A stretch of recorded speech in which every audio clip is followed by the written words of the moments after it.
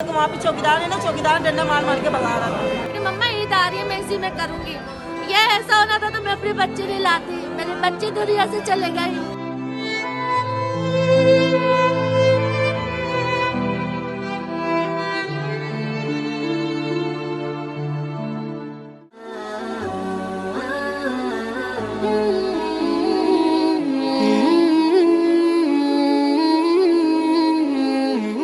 अस्सलाम वालेकुम नाज़रीन, मैं हूं आपका मेज़बान शाहिद हुसैन बुखारी और आप देख रहे हैं रमज़ान की खुसूसी नशियात बहार रमज़ान।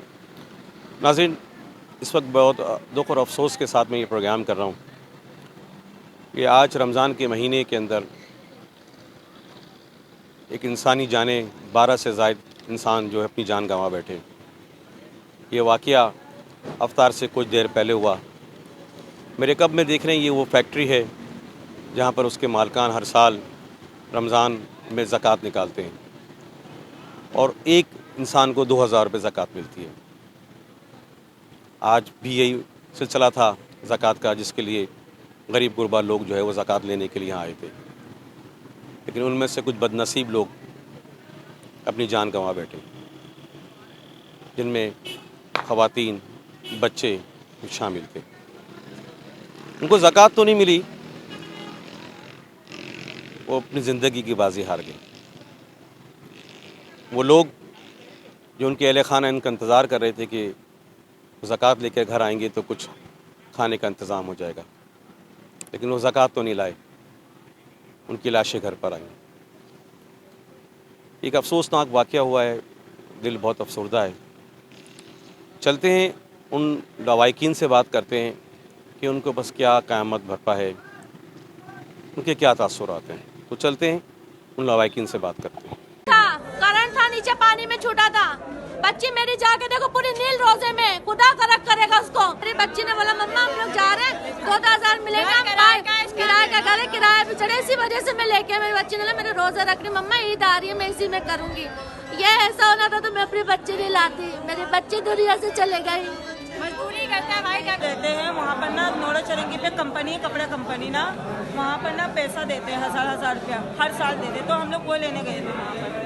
आप भी थी वहाँ पर? जी मैं भी हुआ थी। क्या था? वहाँ पर हुआ ये था, वहाँ बहुत ज़्यादा थे ना, तो वहाँ पर जब गेट खोला ना, मर्द भी थे, बच्चे भी थे, औरत लेडीज़ भी थी, यानी कि बूढ़े भी थे, यानी कि हर वहाँ पे थे। जब गेट खोला ना, मर्द औरत सब अंदर घुस गए। फिर वहाँ पे बड़े बड़े पैप का लाइन होता है, जो कपड़ा कलर होता है ना, बड़े बड़े पैप का लाइन, वो खुला हुआ था। फिर उसमें बोला करंट भी था, मैं तो अंदर नहीं जा सकी, बाहर थी ना। फिर बाद में जब मेरे सास ससुर के, फिर मैं बाहर में अंदर गई, फिर देखते इनका वहाँ पर फोत हो गया। किसी ने आपको मारा वहाँ पर? किसी ने? जी वहाँ पे डंडा देखे ना, उनका सर फटा हुआ डंडा से मारा हुआ, इनको मार के वहाँ पे चौकीदार है ना, चौकीदार डंडा मार मार के भगा रहा था। कुछ पता है इस बारे में? ये मुख्तलिफ़ इलाकों से हैं, नाज़माबाद का नाम बता रहे हैं, औरंगी टाउन के कुछ इलाकों के नाम बता रहे हैं, और इस तरह के मुख्तलिफ़ इलाकों से हैं, मुख्तलिफ़ कम्युनिटी के लोग हैं। नीचे दबके मरे हैं और चोटें लगने से भी मरे हैं, सरों पे चोटें लगी हुई हैं, लोहे के पाइप मारे गए हैं। तो शहरी मौजूद हैं, उनसे पूछते हैं सर ये बताइएगा कि जो आज अफसोसनाक वाक़या हुआ है, इससे पहले भी कराची के अंदर बचत बाज़ारों के अंदर लूटा मारी हो जाती थी और लोग गुत्तम गुत्ता हो जाते थे।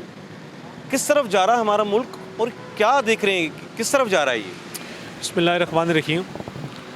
आज का दिन के हवाले से एक बड़ा मुक़द्दस दिन रमज़ान मुबारक का आज जुम्मा का दिन था और बड़ा मुबारक दिन था। और आज का जो सानिया है, ये सानिया जो है ये एक बड़ा ही दर्दनाक सानिया कि एक गरीब आदमी जो इस टाइम अपने 2 टाइम की रोज़ी के लिए, 2 टाइम के अपने बच्चों को खाना खिलाने के लिए कि वो निकला, और वो एक ऐसे बंदे मुहैयर हज़रात के पास कि जो 2000 रुपया ज़कात का वहाँ पर शहरियों को उन्होंने कहा जी मैं अमदाद करता हूँ।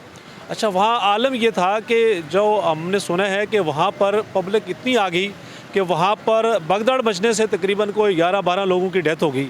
अब देखना ये है कि इस वक्त मुल्क किस तरफ जा रहा है। महंगाई इतनी बढ़ चुकी है, मुल्क सिविल वॉर की तरफ चला गया है, नफसा नफसी का दौर है।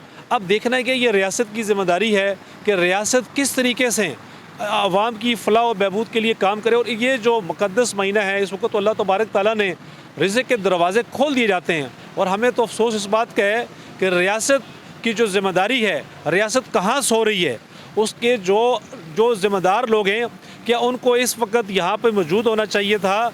उन लोगों से हमदर्दी के तौर के ऊपर उनसे तज़ियत करनी चाहिए थी।